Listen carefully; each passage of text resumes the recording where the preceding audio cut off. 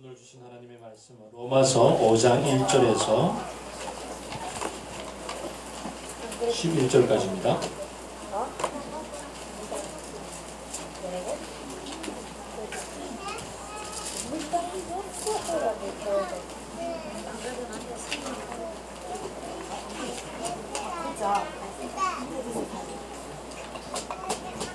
로마서 5장 1절에서 11절 한 절씩 교독하도록 하겠습니다.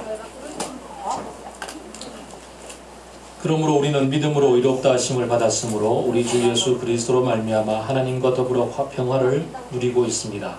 그와 그리스도로 말미암아 지금 서 있는 이 은혜의 자리에 믿음으로 나오게 되었으며 하나님의 영광에 이르게 될 소망을 품고 살아갑니다. 그뿐 아니라 우리는 환난을 자랑합니다. 우리가 알기로 환난은 인내력을 낳고 인내력은 단련된 인격을 낳고 단련된 인격의 성장을 낳는 줄 알고 있기 때문입니다. 이 희망은 우리를 실망시키지 않습니다. 하나님께서 우리에게 주신 성령을 통하여 그의 사랑을 우리 마음속에 부어주셨기 때문입니다. 우리가 제약할 때에 그리스도께서는 제때에 경건하지 않은 사람을 위하여 죽으셨습니다. 의인을 위하여서도 죽을 사람은 거의 없습니다. 더욱이 선한 사람을 위해서도 감히 죽을 사람은 드뭅니다. 그러나 우리가 죄인이었을 때에 그리스도께서 우리를 위하여 죽으셨습니다. 그리하여 하나님께서는 우리들에 대한 자기의 사랑을 주셨습니다. 그러므로 지금 우리가 그리스도의 피로 의롭게 되었으니 그리스도로 말미암아 하나님의 진노에서 구원을 얻으리라는 것은 더욱 확실합니다. 우리가 하나님의 원수일 때에도 하나님의 아들의 죽으심으로 말미암아 하나님과 화해하게 되었다면 화해한 우리가 하나님의 생명으로 구원을 얻으리라는 것을 더욱 확실합니다. 같이 읽읍시다. 그뿐만 아니라 우리는 또한 우리 주 예수 그리스도로 말미암아 하나님을 자랑합니다. 우리는 지금 그로 말미암아 하나님과 화해를 하게 된 것입니다. 아멘.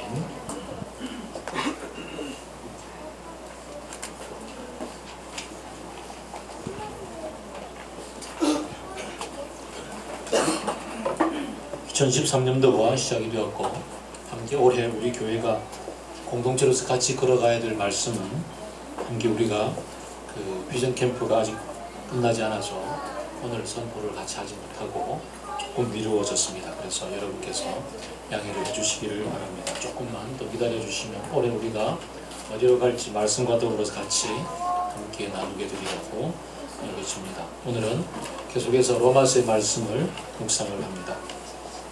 지금까지 로마서 1장에서 4장까지 쭉 계속 묵상을 해왔습니다.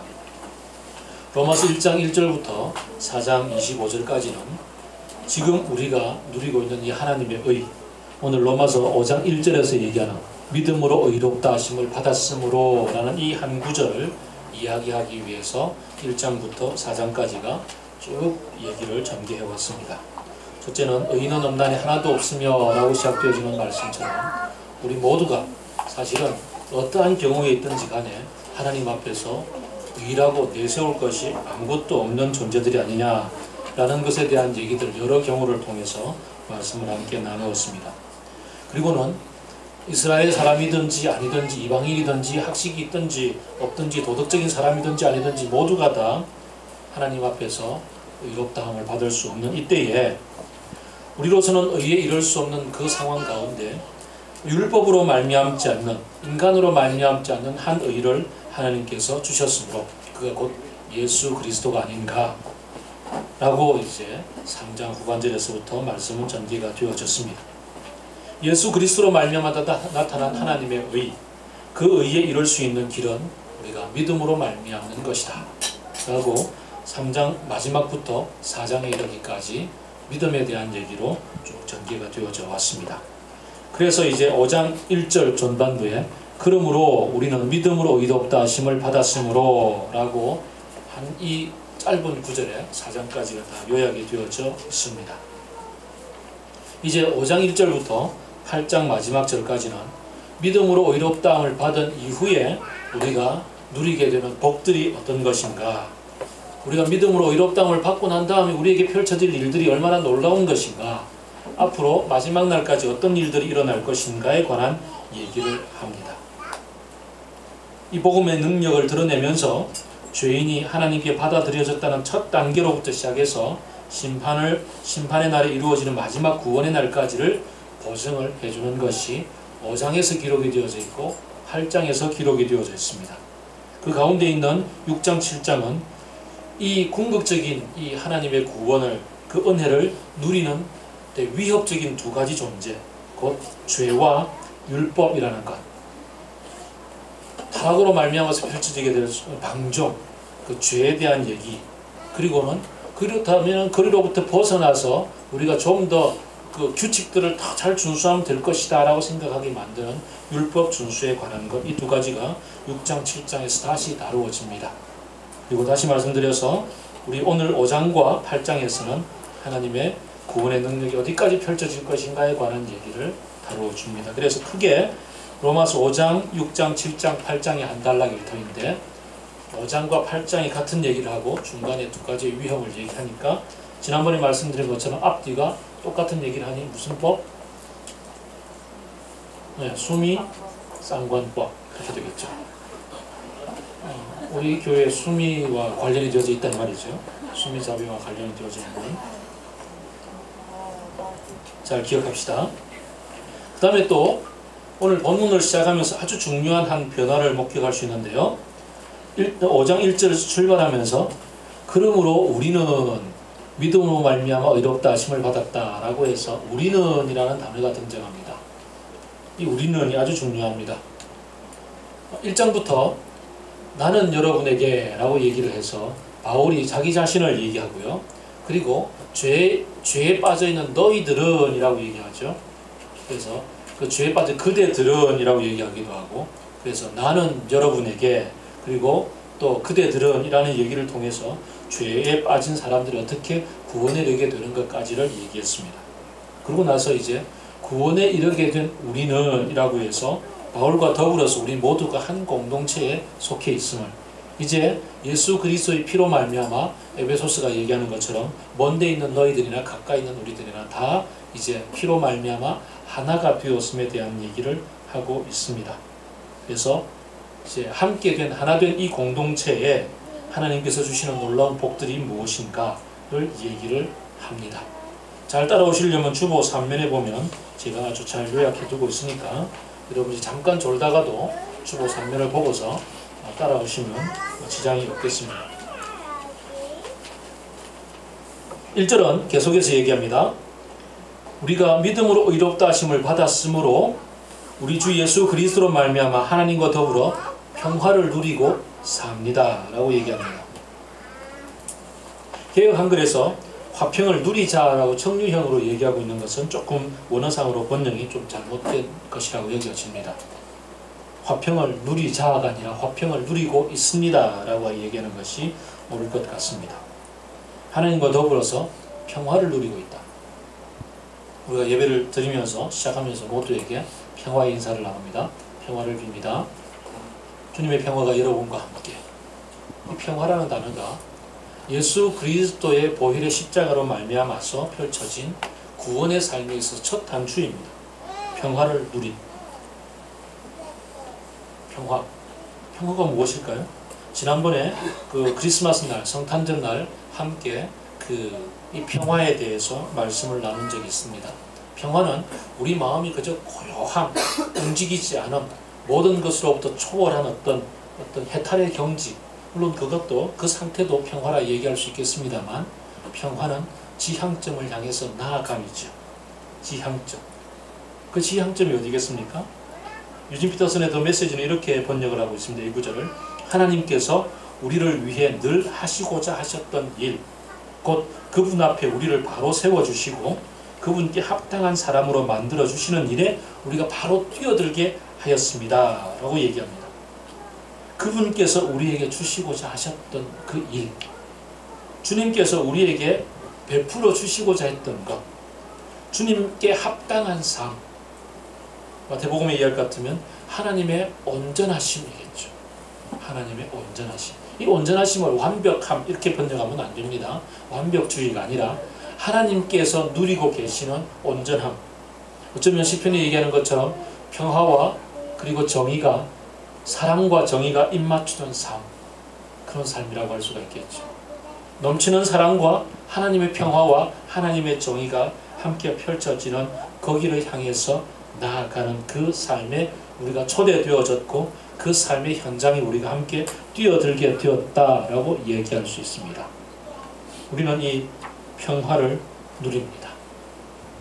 어떠한 갈등이 주어졌을 때 그 갈등에 우리가 뒤집어지지 않는 마음, 어떠한 풍파가 주어져도 그 풍파 때문에 우리가 뒤집어지지 않고 고요함을 유지하는 그런 것이 아니라 그 풍파에도 불구하고 그 풍파 자체가 우리를 완전히 뒤집어서 우리의 꼭지가 도는게 만드는 것이 아니라 그 풍파 너머에 있는 하나님이 이 풍파를 통해서 우리로 하여금 이끌어 가시고자 하는 그 도달 지점, 그 도달 지점에 이르는 것, 그 도달 지점을 바라보고 그리로 향해서 나아감, 그것이 평화입니다. 그러므로 평화는 역동성을 가지고 있습니다. 평화는 늘상 움직임이 있습니다.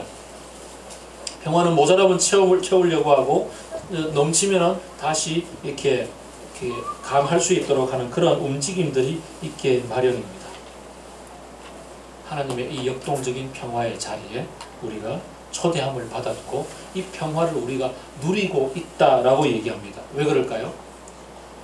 예수 그리스도께서 우리가 죄로 말미암아서 도달할 수 없었던 하나님의 형상, 하나님의 그 영광의 자리, 하나님께서 에덴 동산에서 우리로 하여금 함께 누리고자 원하셨던 그 자리에 우리가 초대되었기에 이제 우리는 이곳에서 하나님이 뭘 원하시는지, 어디로 가시는지 그 마음의 방향을 잘 알고 있기에 그리로 향해서 함께 나아감, 그 길에 동참하고 있기 때문에 초대받았고 누리고 있다라고 표현을 하는 것입니다.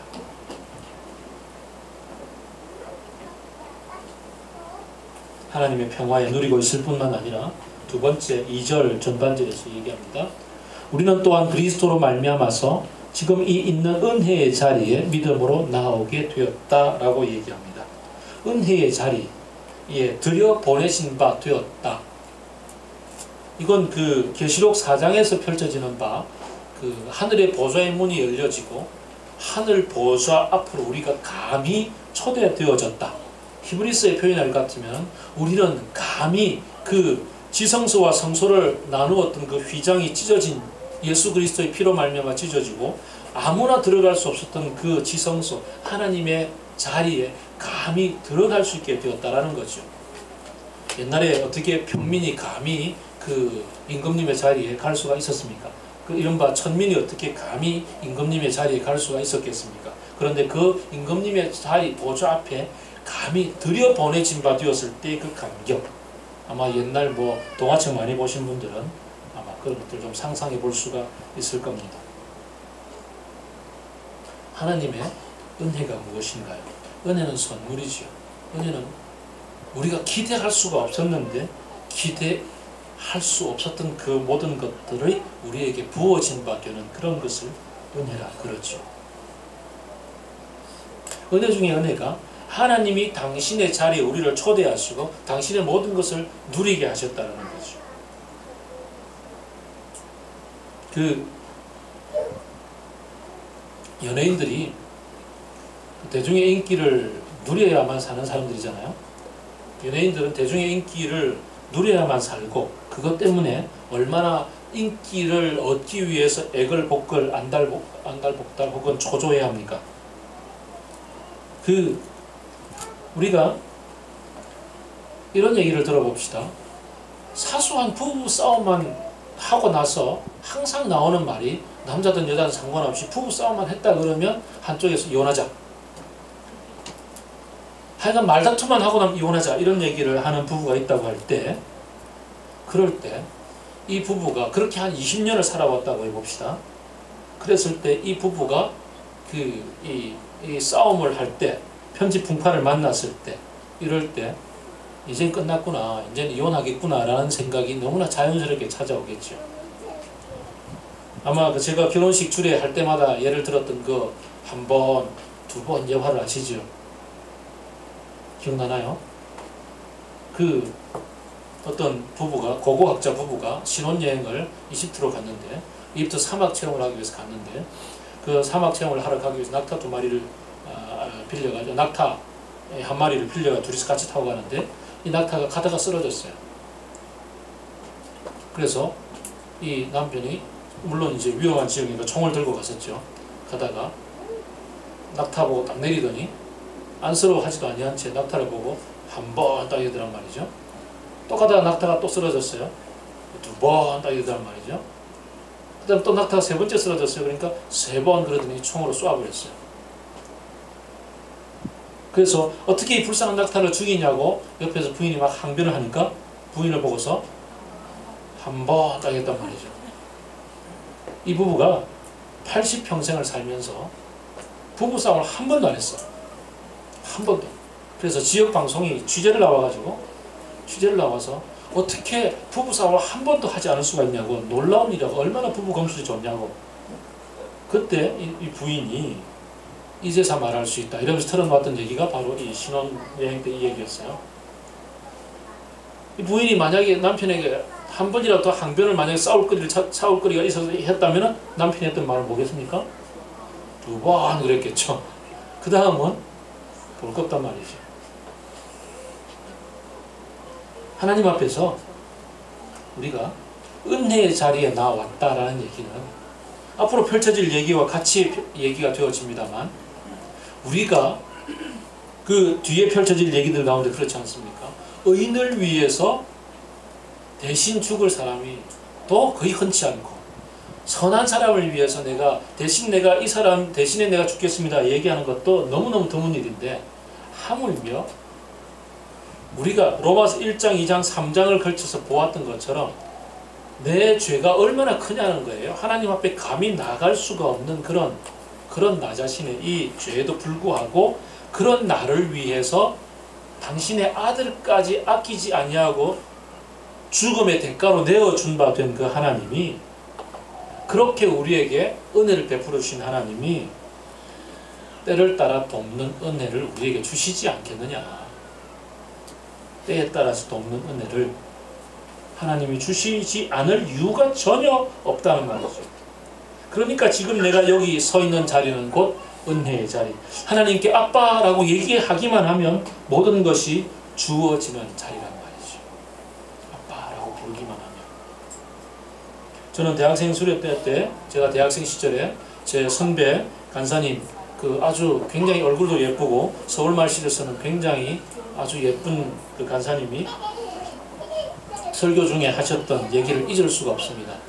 이화여대를 졸업했고 이화여대 IBF를 담당하고 있던 이 자매 간사님이 수련회 설교를 하면서 그런 얘기를 해요.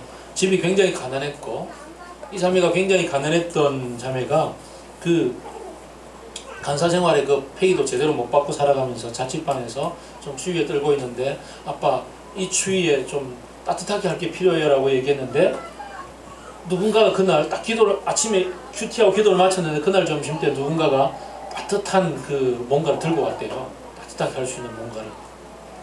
너무너무 감사해서 감격하고 있는데, 들고 왔던 그 자매가 입고 있던 청바지가 너무 예뻐 보였대요. 그래서 돌아가고 난 다음에 아빠 저 청바지도 그랬대요. 그때 그 귀여운 그 서울말씨 누구 흉내낼 사람 없나요? 그 서울말씨로 귀엽게 흉내내는 그게 너무너무 가슴에 와닿았고요. 너무너무 예뻐 보였는데, 그 다음 말씀 그랬는데 그 다음 주에 누군가가 청바지를 데리고 사줬대요. 때를 따라 돕는 은혜는 이렇게 주어집니다. 믿으시면 아멘 하세요. 주어집니다. 자기 아들을 아낌없이 죽기까지 내어주신 하나님께서 우리의 세세한 필요들을 하나님 모르시는 분이 아니십니다. 일용할 양식들을 하나님은 넉넉하게 채워주시는 분입니다. 그런 하나님, 그 은혜의 자리에 우리가 나아옴을 입었습니다. 하나님은 우리에게 이제 하나님의 평화의 자리에 초대를 하셨습니다. 하나님의 평화는 하나님의 정의와 하나님의 사랑이 맞닿아 있는 그 자리입니다. 그 하나님의 정의가 이루어지기 위한 그 자리에 초대함을 받았고, 그것이 평화라고 얘기했습니다. 조금 이따가 살펴볼 겁니다. 두 번째, 매일매일 필요한 양식. 먼저 그 나라와 그 의를 구하라. 그리하면 이 모든 것들을 너희에게 더하여 주시리라 하시는 말씀. 날이면 날마다 때를 따라 돕는 은혜, 그 은혜를 얻기 위하여 하나님의 보좌에 담대히 나아갈 것이니라. 하나님은 이렇게 하나님의 예수 그리스도로 말미암는 사역의 결과로 주님과 더불어서 주님의 정의와 평화의 자리에 초대를 받았고, 하나님이 날마다 공급해 주시는 자리에 함께 앉아있게 하셨습니다. 그리고 이제 2절 후반절입니다. 하나님의 영광에 이르게 될 소망을 품고 자랑을 합니다 라고 얘기합니다. 하나님의 영광에 이르게 될 소망을 품고 자랑을 합니다. 우리의 소망은 하나님의 영광입니다. 하나님의 영광은 예수 그리스도가 큰 권능과 영광으로 나타날 것이다 라고 마가복음 13장 26절 디도서 등에서 얘기를 합니다. 또 로마서 8장에 가게 되면 우리도 그와 같이 변화될 것이다 라고 이야기합니다. 예수 그리스도께서 그 올라가시면서 변화되셨던 모습, 그 영광의 광채만큼 우리가 변화될 것이다 라고 얘기합니다. 그러나 아직도 우리가 살고 있는 이 땅은 하나님의 형상의 온전한 모습이 드러나지 못하기 때문에 심한 왜곡들이 존재합니다. 로마서 8장 21절은 모든 피조물도 함께 탄식하며 썩어짐의 종노릇을 하고 있다라고 이야기를 하고 있습니다. 그러나 모든 피조물도 바라는 것은 이 썩어짐의 종노릇하는 데서 해방되어서 하나님의 자녀들의 영광의 자유에 이르게 될 것이다 라고 얘기를 합니다. 우리는 지금 현재 하나님께 날마다 때를 따라 돕는 은혜를 누리며 삽니다. 그러나 그럼에도 불구하고 여전히 우리들에게는 왜곡된 이 세상의 질서로 말미암아서 부족함과 모자람과 고통과 질고를 경험하고 있습니다. 그렇습니다. 우리가 아무리 정직하게 운전을 잘해가고 있어도 편도 1차선, 왕복 2차선 도로에서 예를 들어서 우회전 지점으로 싹 꺾는데 상대방 차가 음주운전을 하면서 중앙선을 넘어서 이쪽으로 들어왔으면 부딪히지 않을 재주가 없습니다. 부딪히지 않을 재주가 없습니다. 부딪히고 사고가 나고 다리가 끊어지고 이런 아픔을 경험하게 되기도 합니다. 우리는 이 땅을 살아가면서 내가 아무리 하나님의 의를 이루며 하나님의 평화를 누리고 살아간다 할지라도 왜곡과 그리고 또 다른 사람들의 그 죄로 말미암는 행동의 결과로서 우리는 아픔과 질고를 경험할 수밖에 없게 되어져 있습니다. 모자람의 세계 속에 살아갑니다. 우리는 여전히 그 자본주의의 세계 속에 살아가고 있으면서 하나님의 정의와 평화가 함께 입맞추는 그런 삶보다는 가지고 있는 사람들이 더 가지기 위해서 가지지 못한 사람들 더 많이 이렇게 쥐어 짜려고 하는 그런 노동 구조 속에 상당한 아픔들을 경험하고 살아가기도 합니다. 여전히 우리 젊은 세대들은 비정규직의 아픔들을 몸으로 체험하며 살아가고 있습니다. 이런 삶의 현장 속에서 지금 현재 아직까지 이루어지지 아니한 하나님의 영광, 그 하나님의 영광이 마침내 이루어질 것에 대한 소망을 품고 살아갑니다. 주께서 그냥 영원히 이대로 내버려 두시는 것이 아니라 이 땅에 다시 오셔서 궁극적으로 하나님께서 우리를 이끌어 가시고 하나님께서 완성하실 그날을 바라보고 있다 이 말입니다. 그것은 9절 10절에서 계속해서 얘기를 하고 있습니다. 지금 우리가 그리스도의 피로 의롭게 되었으니 그리스도로 말미암아 하나님의 진노 마지막 심판에서 구원을 얻을 뿐만 아니라 그리고 하나님의 아들의 죽으심으로 말미암아서 이제 생명으로 영원한 생명을 얻게 될 것이고, 그래서 하나님과 영원한 화해를 이루게 될 것, 그 생명에 동참하게 될 것을 압니다. 이미 우리는 그 화평의 자리에 이르렀으나 아직까지 이루어지지 못한 이 간격 속에 살고 있으면서 마지막 하나님께서 그 간격을 이루실, 메꾸어 주시고 완성하실 그날을 바라보고 있습니다. 이 바라봄을 우리는 소망이라고 얘기합니다. 그래서 하나님의 영광에 이르게 될 소망, 그 소망을 품고 우리는 그 소망이 내 안에 믿음으로 간직하고 있기에 히브리서 11장은 믿음은 바라는 것들의 실상이요 보지 못하는 것들의 증거다라고 얘기할 때 바라는 것, 곧 하나님의 영광이 내 속에 완전히 일어날 것에 대한 그 바람, 그것을 현재는 보지 못하지만 그러나 그것이 내 안에 믿음으로 자리하기에 그것이 현재화되어져서 존재하고 있음을 얘기합니다. 우리는 지금 로마서 5장 1절과 2절, 9절, 10절 이 4절을 얘기했음에도 불구하고 굉장히 중요한 그리스도인의 현재의 삶에 대한 모든 얘기를 다 나누었습니다. 앞으로 좀 더 이것을 더 펼쳐서 이 얘기를 할 것입니다. 그러나 오늘은 개론적으로 아주 중요한 이 세 가지 상황을 우리는 기억해야 합니다. 첫째는 하나님과 막힌 담이 허물어졌고 평화를 누리고 있습니다. 그리고 성도들 간에 막힌 담이 없어지고 평화를 누리고 있습니다. 우리는 공동체 안에서 그리고 하나님과 더불어서 하나님의 정의와 평화가 함께 이루어가고 있는 그 삶의 초대를 받고 그 자리로 향해서 나아가고 있습니다. 두 번째는 하나님께서 때를 따라 돕는 은혜의 자리에 앉아 있습니다. 감이 들어왔고요. 아빠라고 얘기하기만 하면 모든 것들을 필요한 만큼 채워주시는 하나님의 넉넉하신 공급하심을 잊고 살아갑니다.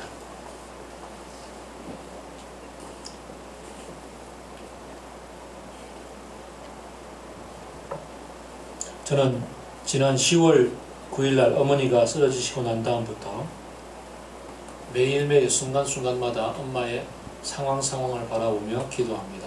하나님 좀 도와주세요. 은혜를 베풀어 주십시오. 긍휼을 여겨주십시오. 그랬더니 하나님께서는 자그마한 기도 하나하나를 들어주시며 하루하루 조금씩 변화를 주시고 하루하루 우리로 하여금 기쁨을 누리게 하셨습니다. 그 은혜의 자리에 나아가서 아빠라고 구할 때마다 하나님은 얼마나 세밀하게 채워주시고 이끌어 주셨는지 모릅니다. 우리는 그런 은혜를 누리고 삽니다. 그러나 그럼에도 불구하고 어머니는 예전처럼 온전히 일어나셔서 그 집에서 같이 걸어 다니시며 웃기도 하고 목소리로 같이 얘기도 하고 손자 손녀를 부르기도 하는 그런 말씀은 하시지 못하셨습니다. 어쩔 수 없는 이 시대의 왜곡, 이 한계 상황들을 만나는 거죠. 그러나 그 가운데 저와 우리 형제들과 아버지는 절망하지 않고 실망하지 않고 하나님께서 지금은 이렇게 비록 침대에 계속 누워 계시지만 하나님 나라의 온전함 속에서는 얼마나 건강한 모습으로 아주 아름다운 모습으로 어머니가 계실 것에 대한 소망을 가지고 있기 때문에 현재의 상황에 절망하거나 실망하지 않고 그 영광의 소망을 자랑하고 살고 있었습니다. 우리의 삶이 그렇습니다. 우리의 삶의 현장 속에서 매일매일 체험을 입고 살아감에 감사합니다. 그러나 체험을 입지 못하는 현실도 존재한다는 사실을 우리는 기억합니다. 그런 현상 속에서 우리는 미래를 바라보며 기뻐합니다. 이것으로 끝나지 않습니다. 이것으로 우리의 삶의 매일매일의 삶이 끝나는 것이 아니라 그 다음 구절이 있습니다. 이제 3절부터 8절을 이야기할 차례가 되었습니다. 그뿐 아니라 우리는 환난을 자랑합니다 라고 얘기합니다. 환난을 자랑한다. 고통과 근심과 걱정을 자랑한다. 무슨 우리가 세디스들입니까? 이런 좀 정신이 상자들이 결코 아닙니다. 그런데도 그리스도인으로 살아가면서 우리는 환난을 자랑한다라고 아주 엄청난 얘기를 오늘 듣게 되고요. 실제로 그렇게 삽니다. 자, 환난이라고 했을 때 이 환난은 그저 우리가 겪고 있는 아픔, 고통, 두려움, 좌절, 실망, 상실 이런 감정적인 것이 아니라 이 환난은 핍박이라고도 번역할 수 있는 것처럼 압력들이라고도 번역할 수 있는 것처럼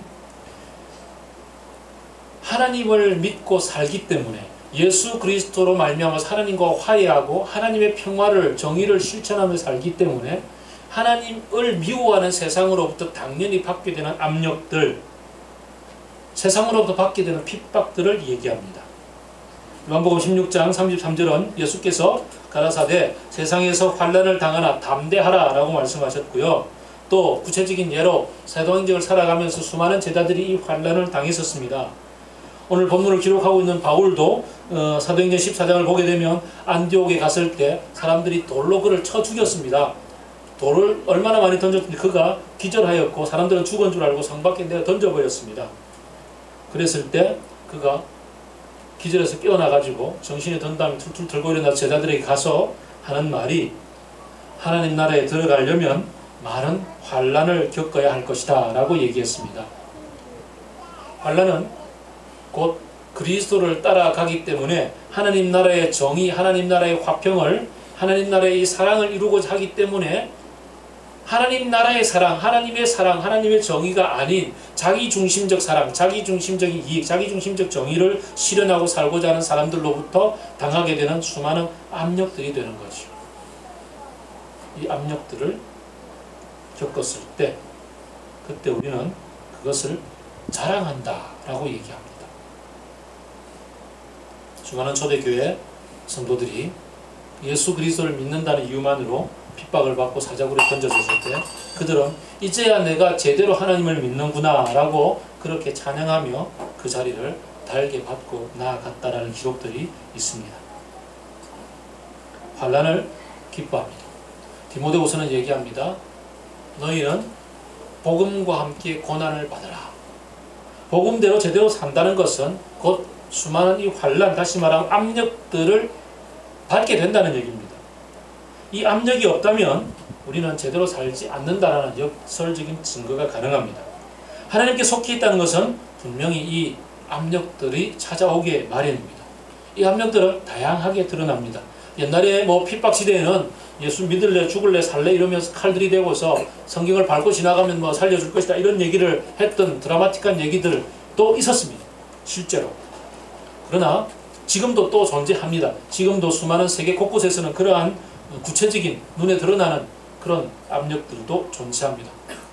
그러나 우리 사회와 같이 지금 우리가 살아가고 있는 사회와 같은 이른바 명시적인 자유가 보장이 된 그런 사회 속에서는 이런 압력들은 눈에 보이는 것보다는 내재화되어 있을 때가 훨씬 많습니다. 하나님의 말씀을 제대로 배우고 실천하려고 할 때 찾아오는 내 이심과의 갈등, 그리고 주변 동료들과의 갈등, 직장 상사로부터의 압력, 혹은 그 형제 자매들로부터의 압력, 이런 것들일 때가 많이 있습니다. 무엇보다도 내 내면에서의 나의 중심성과의 싸움의 갈등도 존재하게 마련입니다. 이럴 때 우리가 자랑한다라고 얘기합니다. 첫째는 옳거니 이제야 비로소 하나님을 제대로 믿는구나 라는 내면적인 자랑함이 따라올 것입니다. 그러나 그렇다고 해서 그렇게 자랑만 한다고 해서 우리가 이 핍박이 견뎌지는 게 아닙니다. 핍박, 환난 혹은 이 압력은 두 번째로 가만 보면 이것이 자랑이 되는 이유의 메커니즘이 있습니다. 본문은 계속해서 얘기하기를 고난은 연단 곧 인내력을 낳는다 라고 얘기합니다. 다윗이 하나님으로부터 왕이 될 것이라고 그 사무엘로부터 기름 부음을 받았다는 이유 하나만으로, 그리고 이스라엘을 위해서 그 외적들과 그 블레셋과 나아가서 전투에서 싸움에서 승리하고 왔다는 이유만으로 이유 없이 사울로부터 압력을 받고서 죽임의 위협에 당했습니다. 그래서 그는 결국 광야로 쫓겨 나갔습니다. 광야에서는 그가 일상의 삶을 지금까지 살아왔던 어떤 이스라엘 백성의 공동체와의 삶하고는 전혀 상관없는 그저 먹을 것 하나를 구하기 위해 살아가는 그런 삶을 살아갑니다. 우리 정글의 법칙 다시 시작했습니다. 정법을 보게 되면 그곳에 간 사람들이 현재 여기서 누리던 것들을 거기서 기대할 수가 전혀 없습니다. 먹을 것을 찾을 수 없었던 날은 그냥 배고픔 속에서 그냥 견뎌야 합니다. 거기에 이번에 옛날에 전혜빈 대신에 새로 갔던 사람 이름 뭐죠? 네? 박솔미. 예, 감사합니다. 박솔미 씨가 그냥 개미들이 기어오르는 그 자리에서 여기서 자야 돼 라고 물으면서 비박할 때 박솔미 잡니다. 그냥 자는 것, 그것을 견디어내는 겁니다. 배고픔을 견디어내고 벌레들을 견디어내는 겁니다. 어렵고 힘든 상황을 견디어내는 겁니다. 저는 궁삼기를 10명의 형제들과 같이 공부하면서 다시 저 자신을 다독거립니다. 하나님 나라의 자연과 더불어서 정의와 사랑이 함께 꽃피울 그날을 바라보면서 어떻게 살까? 한동안 머리를 기르면서 대학부터 지금까지 실천해왔던 샴푸 안 쓰기를 다시 샴푸를 쓸 수밖에 없는 상황을 만났습니다. 그러다가 안 되겠다. 내가 할 수 있는 것부터 하나 하자. 어떤 형제는 공정무역을 위해서 그 대형마트에서 자사 로고가 찍힌 상품은 아무리 싸더라도 사지 않겠다라고 결심했다라고 얘기하는 것처럼 저는 샴푸 안 쓰겠다. 그래서 계속 지금 샴푸 안 쓰고 린서 대신 쓰는 게 아니고 그 비누로만 머리를 감고 있습니다. 불편합니다. 머리털이 빳빳합니다. 그러나 불편함을 견디어내는 겁니다. 아주 사소한 거죠. 사소한 거지만 견디어내는 겁니다. 제가 이제 출산을 하기 위해서 지금 절식을 하고 있습니다. 세계 식량난도 생각하면서 첫째는 배 출산이요, 둘째는 세계 식량난을 생각하는 조금의 마음도 함께 있어서 절식을 합니다. 배는 고픕니다. 견디어내는 겁니다. 개인적으로 견디어내는 것. 두 번째는 외적인 압력이 주어집니다. 딸들이 찐빵 삶아가지고 아빠 먹을래 합니다. 외적인 압력 견디어냅니다. 아주 사소하죠. 그러나 사소함으로부터 훈련하기 시작하면 조금씩 넘어가서 이 사회와 그리고 구조가 주는 압력에 대해서 견디어내게 됩니다. 고난은 이렇게 이 외적인 압력으로부터 우리는 견뎌낼 수밖에 없습니다. 그렇습니다. 자기중심적인 삶을 살아가는 어떤 사람들이 자기중심성 때문에 마땅히 해야 될 일들을 하지 않았습니다. 지난해 31일 날 저희 어머니는 너무너무 하나님께 감사하게도 좋아져서 좀 더 많은 시간을 보내기 위해서 요양병원으로 이제 이사를 왔습니다. 이사를 왔는데 3일 만에 마땅히 해야 될 자신의 일을 하지 않고 가래를 섹션해야 되는데 가래를 뽑아내야 되는 마땅히 자기 일을 게으름 피우고 하지 않는 통에 제가 갔을 때 어머니는 이미 호흡 정지에 이르렀고 의식을 놓쳐버렸습니다. 그래서 어머니는 아직까지 정신을 회복하지 못한 채 멘탈과 바이탈이 분리가 된 채 그렇게 지금 견디어내고 있습니다. 이제는 이 세상의 이 왜곡된 질서 혹은 자기중심성 혹은 어떤 그 자기 이기적인 마음 때문에 하나 게을리했던 태만 이런 것 때문에 받아들이게 되는 그들을 향해서 분노로 폭발하며 싸우고 뒤집고 하는 것이 아니라 그렇다 할지라도 그런 말미암아 당했던 이 사실은 억울한 일이긴 하지만 그럼에도 불구하고 어머니와 저희 가족은 이제는 하나님의 어떤 지극히 긍휼하심 때문에 다시 회복될 수 있을지는 몰라도 그러나 의료적으로는 다시 회복될 기회가 없어서 이제는 하나님 곁으로 떠나보내는 날을 견디고 기다리고 있는 겁니다. 생명은 어쩔 수가 없어서 또 현대의학과 더불어서 어쩔 수 없어서 당장 목숨이 끊어지는 것도 아니고 그것은 죽게 있는 거라 어머니도 그 분리의 아픔을 견디어내고 계시고 가족들도 함께 이별의 시간을 견디어내고 있습니다.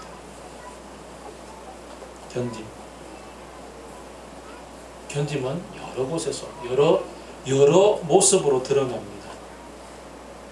너무나 당연하게 그리스도의 성정으로 살아가기 때문에 오는 외압들도 있겠고요. 내적인 갈등도 있겠고요. 이 시대의 왜곡된 구조로 말미암아서 혹은 자기중심성을 가지고 있는 어떤 사람들의 죄악된 행동으로 말미암아서 벌어지는 피해도 있을 수가 있습니다. 그 모든 환난을 우리는 그리스도를 바라봄으로 견디어갑니다. 좀 전에 말씀드렸던 것처럼 하나님의 영광의 자리에 이를 그 날, 그 완성된 날에 소망이 있기 때문에 견디어내는 겁니다. 고3이 그 입시라는 그 마지막이 있다는 사실을 모른 채 영원히 이대 공부한다고 그러면 못 견딜 겁니다. 그러나 마지막 입시의 결과가 있다는 것을 알기 때문에 견뎌내듯이 주께서 다시 오시는 그날 완성될 그 하나님의 나라의 아름다움을 알기 때문에, 그 영광의 광채를 알기 때문에 견디어 갑니다. 그런데 이렇게 견디다 보면 하나님께서 견딤의 과정 속에서 새로운 선물을 주십니다. 인내는 단련을 낳는다. 인내는 그 이른바 인격의 성숙을 이끌어간다. 인내력은 단련된 인격, 성숙한 인격을 낳는다. 그렇습니다. 우리 그 세대 속에서 참 많은 이 시대의 역사적 경험들을 하지 않았습니까? 우리 부모님 세대는 일제시대부터 시작해서 6.25와 그리고 보릿고개와 경제개발과 그리고 노동착취의 현장들을 다 경험하며 살아오셨습니다. 견디어내며 어떤 때는 살았습니다. 그냥 견딜 수밖에 없는 시절들을 경험하신 어른들은 바라보는 세월이 다릅니다. 조그마한 것들을 견딜 수가 없어서 참지 못해서 그냥 자살하고 마는 그런 현대의 삶, 그 젊은이들을 향해서 어른들은, 나이 드신 어른들은 얘기합니다. 살아보면 지금보다 더 힘든 때가 찾아온단다. 지금을 견디어내어야 그때를 견딜 수 있지 라고 말씀합니다. 그러면서 형성되어진 성품들은 조그만한 것들에 그렇게 분노하거나 뒤집어지지 않는 여유로움을 갖고 있습니다. 어떤 사람들의 그 좀 못난 모습에 대해서도 그냥 좀 더 부건하게 그럴 수 있다라고 받아들일 수 있는 그런 여유가 생겨 있는 그런 성품들을 보게 됩니다. 그럴 때 우리들은 이른바 장로님이라고 부를 수 있는 그런 어른이 되어져 있는 거죠. 그래서 성숙한 인격, 다시 말하면 하나님의 성품으로 닮아가는 것은 곧 이 환난, 이 외압들, 압력들 앞에서 견뎌내는 가운데 하나님이 우리를 변화시키셔서 우리의 성품 가운데 심어주시는 당신의 모습이 되는 겁니다. 이 아름다운 성품, 이 성품이 곧 하나님을 닮은 성품이 되는 거죠.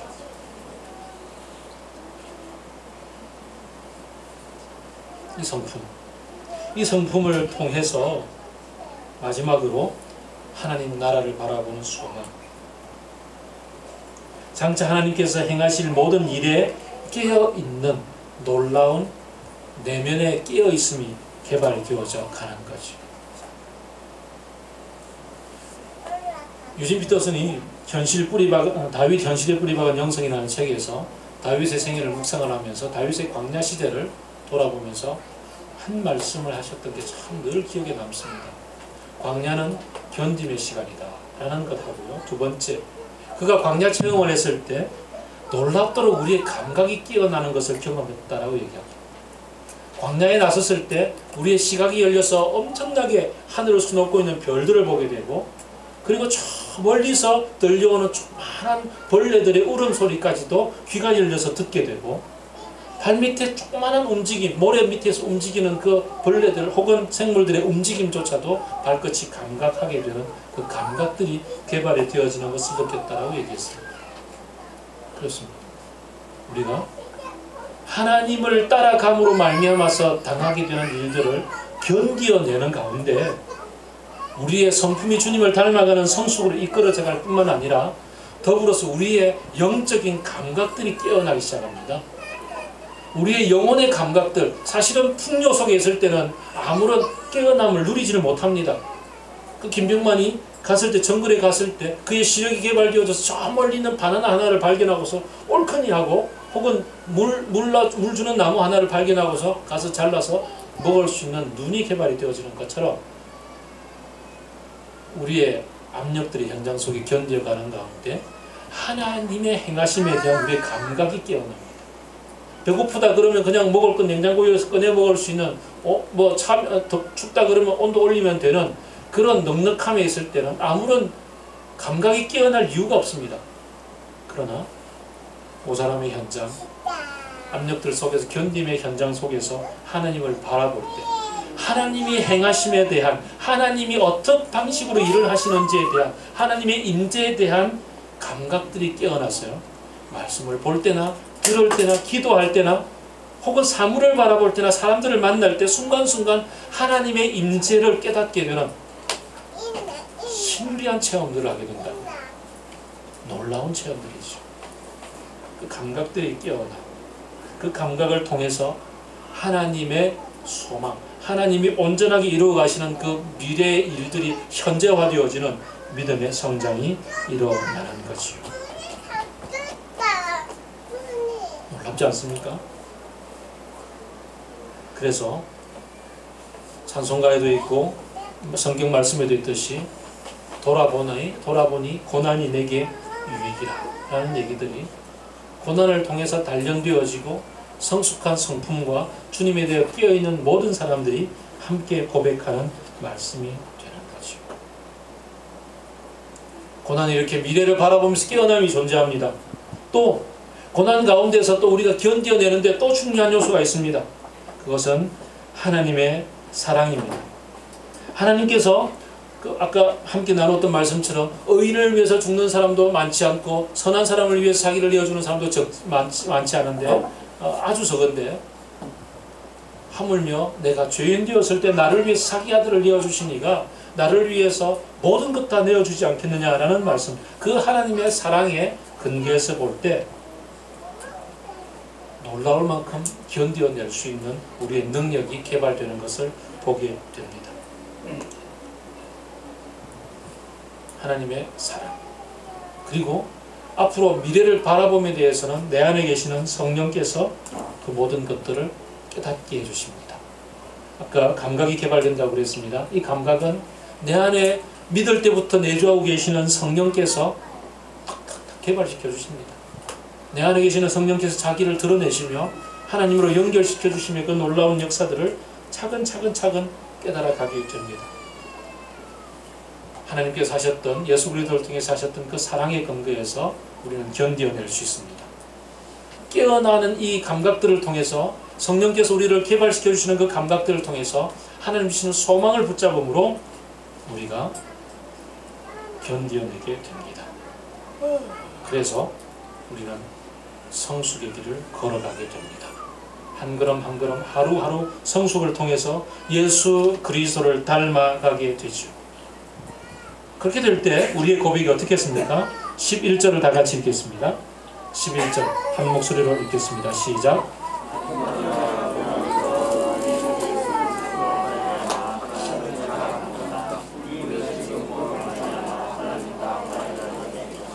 그래서 우리는 하나님을 자랑하며 삽니다. 그래서 우리는 하나님을 기뻐하며 삽니다. 하나님을 즐거워하며 삽니다. 환난 가운데서도 즐거워하고 고난 가운데서도 즐거워하고 기쁨 가운데서도 즐거워하고 하나님을 기뻐할 수 있게 되는 거죠. 이 기쁨이 예배의 근거입니다. 이 기쁨이 우리의 찬양의 근거입니다. 이 기쁨이, 이 즐거움이, 이 찬양이 우리의 삶의 핵심입니다. 하나님을 자랑합니다. 에베소서는 그래서 우리가 하나님의 자랑이 되려 함이라, 하나님이 우리의 자랑이 되려 함이라 이렇게 반복해서 이야기합니다. 예수 나의 기쁨, 예수 나의 즐거움, 예수 나의 희망, 하나님으로 말미암은 이 즐거움에 초대받은 삶, 뚜벅뚜벅 용기를 가지고 그 인내의 과정들을 견디어가며 주의 성품으로 개발되어져 가고 주님의 역사심에 깨어져 나가는 이 감각이 깨어나가는 그런 성숙의 길을 함께 걸어가는 우리들이 되기를 바랍니다. 같이 기도하겠습니다. 오늘 우리는 그리스도인으로서 살아가는